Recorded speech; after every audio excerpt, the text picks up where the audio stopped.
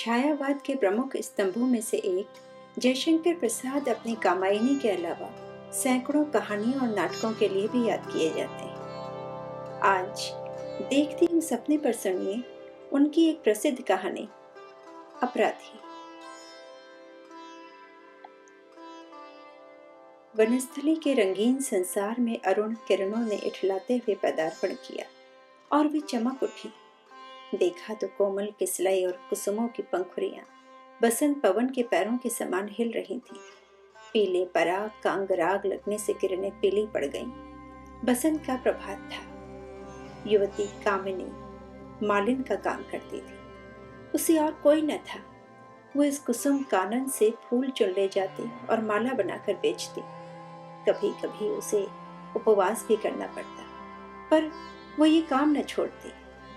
आज भी वो फूले हुए कचनार के नीचे बैठी हुई अर्ध विकसित कामिनी कुसुमों को बिना बेधे हुए फंदे देकर माला बना रही थी। भंवर आए, गुनगुना कर चले गए। बसंत के दूतों का संदेश उसने न सुना। मलय पवन अंचल उड़ाकर रूखी लटाओं को बिखरा कर हट गया। मालिन बेसुध थी।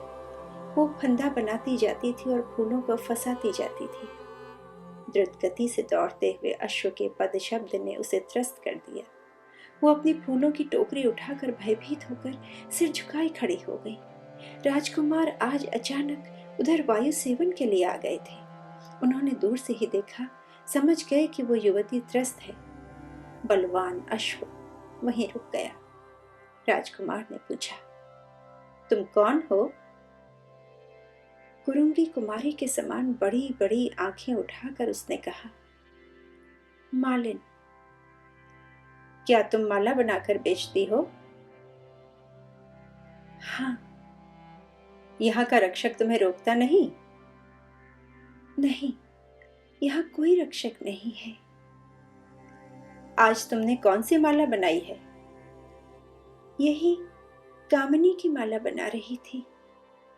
तुम्हारा नाम क्या है? कामिनी।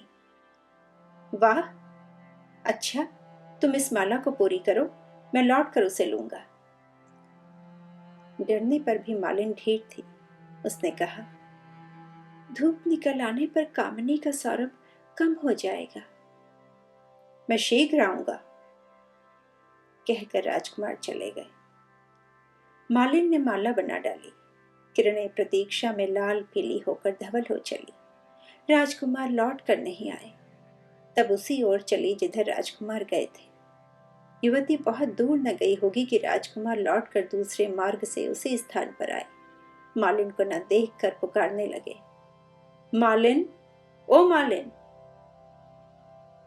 दूरागत कोकिल की पुकार सा वो स्वर उसके कान में पड़ा था। वो लौट आई। हाथों में कामिनी की माला लिए वो वनलक्ष्मी के समान लौटी। राजकुमार उसी दिन सौंदर्य को सब कुतूहल देख रहे थे। कामिनी ने माला गले में पहना दी। राजकुमार ने अपना कौशेय उषणीश खोलकर मालिन के ऊपर फेंक दिया।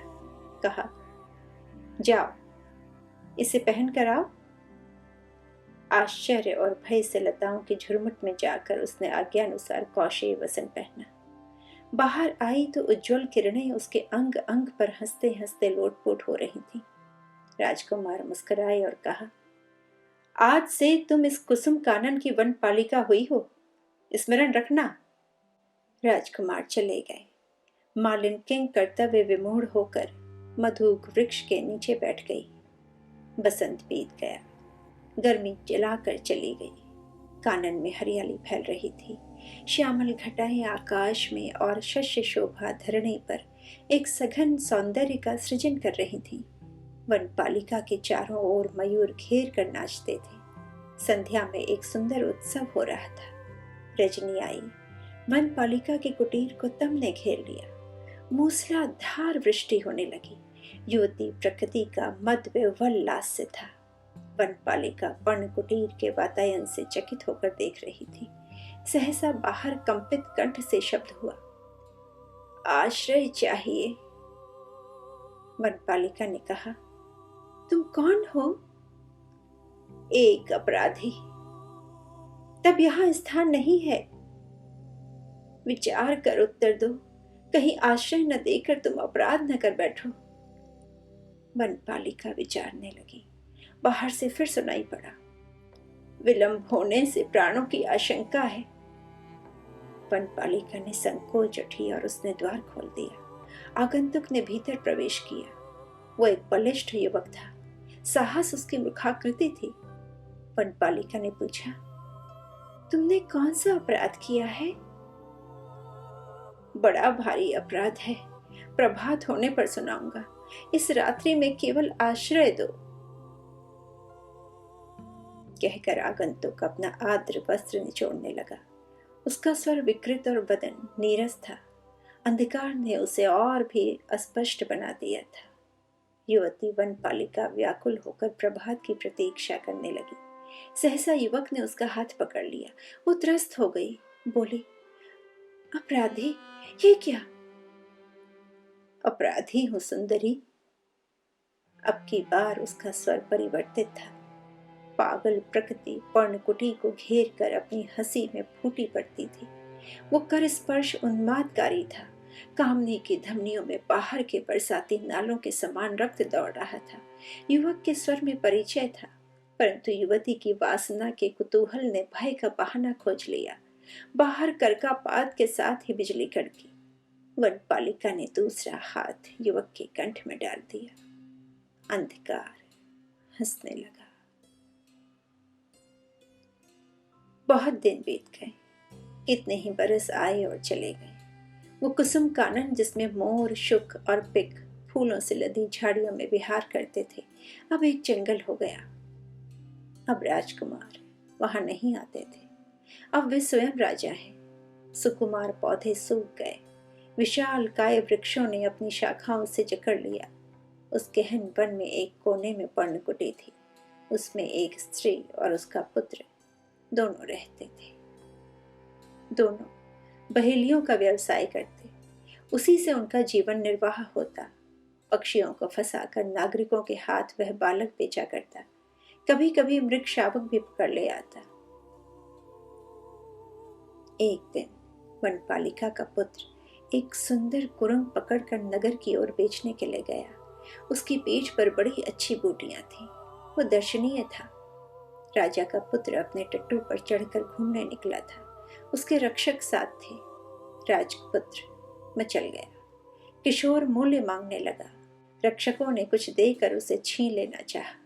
किशोर ने कुरंग का फंदा ढीला कर दिया। वो छलांग मारता हुआ निकल गया। राजपुत्र अत्यंत हठी था, रोने लगा। रक्षकों ने किशोर को पकड़ लिया। वे उसे राजमंदिर की ओर ले चले। वातायन से रानी ने देखा, उसका लाल रोता हुआ लौट रहा है। एक आंधी सी आ गई। रानी ने समाचार सुनकर उस पहेलिये के लड़के को बेतों से पीटे जाने की आज्ञा दी। किशोर ने बिना रोए, चिल्लाए और आंसू बहाए बेतों की चोट सहन की। उसका सारा अंग क्षत विक्षत था।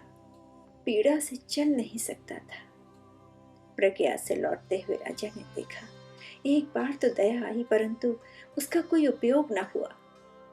रानी की आज्ञा थी। वनपालिका ने राजा के निकल जाने पर किशोर को गोद में उठा लिया। अपने आंसुओं से घाव धोते हुए उसने कहा, आह, वे कितने निर्दयी हैं। फिर कई वर्ष बीत गए।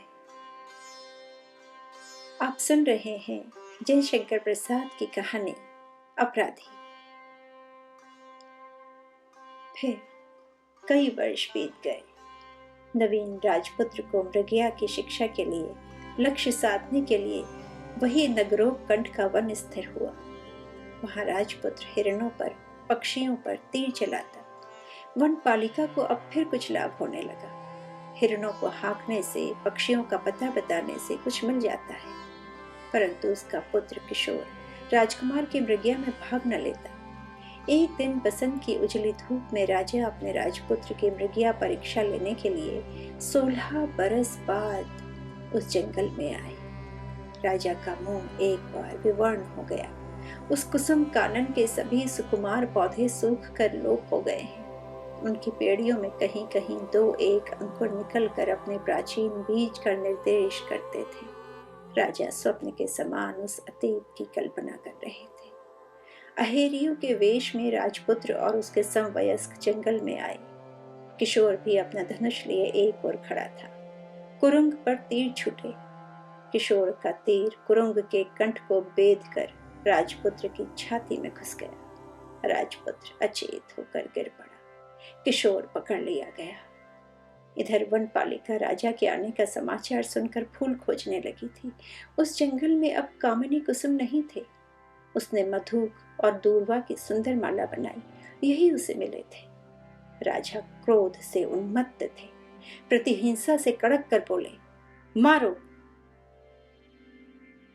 बधिकों के तीर छूटे। वो कमनीय कलेवर किशोर पृथ्वी पर लौटने लगा। ठीक उसी समय मधुक मालिका लिए वनपालिका राजा के सामने पहुंची। कठोर नियति जब अपना विधान पूर्ण कर चुकी थी, तब कामिनी किशोर के शव के पास पहुंची। पागल सी उसने माला राजा के ऊपर फेंकी और किशोर को गोद में बैठा लिया। उसकी निश्चेष्ट आंखें मौन भाषा में जैसे माँ माँ कह रही थी। उसने हृदय में घुस जाने वाली आंखों से एक बार राजा की ओर देखा और भी देखा। राजपुत्र का शव। राजा एक बार आकाश और पृथ्वी के बीच में हो गए, जैसे वो कहां से कहां चले आए। राजपुत्र का शोक और क्रोध वेग से बहती हुई बरसाती नदी की धारा में बुल्ले के समान बह गया। उनका हृदय विषय शून्य हो गया। एक बार सचेत होकर उन्होंने देखा और पहचाना अपना वही जीर्ण कौशेय उष्णेश। वनपालिका राजा। कामिनी की आंखों में आंसू नहीं थे। यह कौन था? गंभीर स्वर में सर नीचा किए वनपालिका ने कहा, अपराधी। तो ये थी जयशंकर प्रसाद की एक बहुत कारुणिक कहानी, अपराधी।